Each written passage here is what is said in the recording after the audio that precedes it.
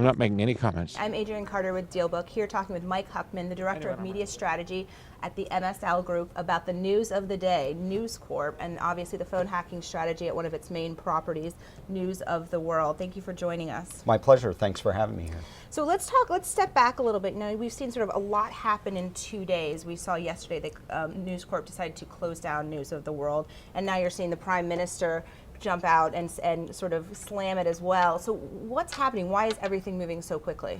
I think that from a PR standpoint alone is one of the most remarkable things of this story. I think that we've grown accustomed, those of us, I previously covered corporations as well, but those of you who still cover it, accustomed to, in a crisis situation, seeing corporations either A, go straight into denial and a bunker mentality, and then B, if or when they do come out of that, they then begin to respond to the crisis incrementally, in bits and pieces. So what I find so remarkable about this is that they went so far, so fast. What they could lose, though, is the BSkyB deal, and obviously that's a much bigger deal. News Corp is looking to buy the 60% remaining that they don't own of this British broadcaster, and people were concerned that, you know, News of the World actually threatens that deal, which of course regulators are looking at incredibly. How much do you think that went into the math, to the sort of machinations and the moves that they've made so quickly? Oh, I think that was, you know, setting aside the potential legal ramifications and the investigations that I mentioned a minute ago that are ongoing right now. I think that was one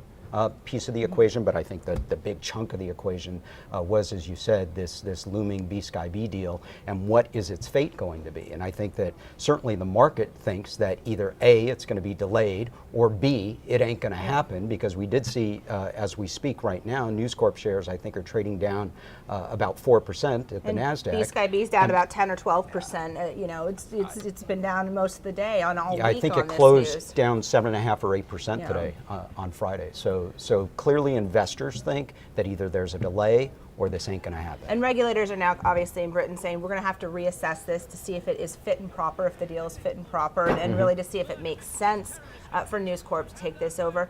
You know, what are regulators looking for there? I think getting back to what I said a minute ago, whether there's another shoe to drop. Is this the end of the story? And I'm not so sure that's the case. So I think they're looking at that. I think they're looking at what the public reaction is going to be. And then I think that aside from the regulators, let's consider the ramifications as well for quote unquote journalism, and I use that very loosely when I'm referring to News of the World, and the newspaper industry in general, because this is yet another publication to fall by the wayside, and as part of an overarching trend of decline in the industry.